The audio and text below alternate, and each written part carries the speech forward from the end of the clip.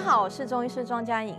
我的诊间啊，经常看到一些病很久的一些患者啊，头发都容易掉得很厉害。有些患者就是他其实也没有久病，可是不知道为什么年纪越来越大啊，这头发变得很稀疏，或是看起来就是干干焦焦的，没有光泽。那就中医来看呢，这个不是头皮的问题哦，这个是跟脏腑内在的状况不好有关系哦。那究竟头发呢蕴含了哪些身体的健康密码？可不可以解决这些头发没有光泽、掉发的问题呢？我们这个礼拜啊，就一起来好好了解一下人的3000烦恼丝。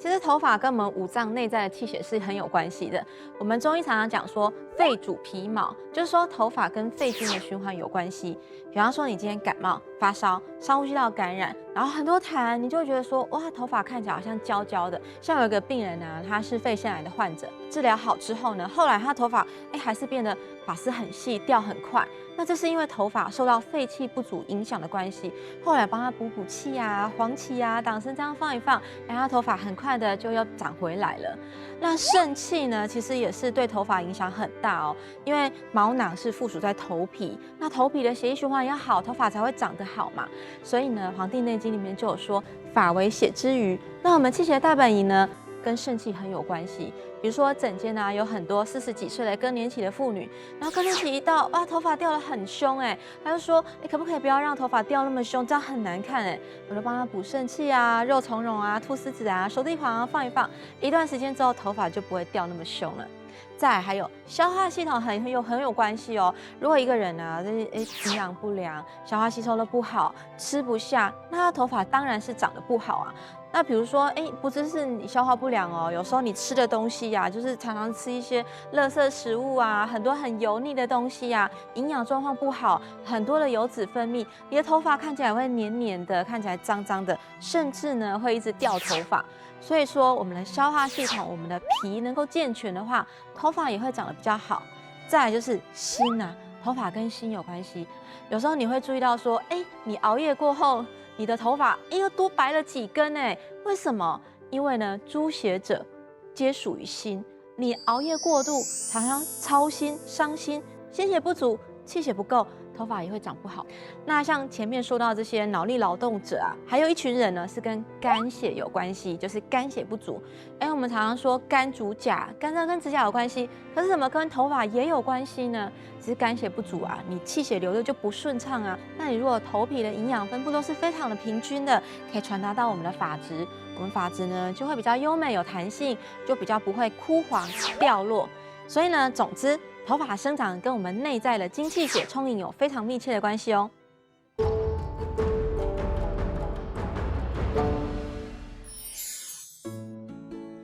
那我们中医怎么样去治疗头发的问题呢？其实有些医家会很重视头发的辩证哦，像医餐里面就说，百脉呢汇于百会，血气上行而为之生发。所以他觉得说，看头发的状况就可以知道气血有没有充盈。那有时候我们临床医师也会看啊，像我也会看说，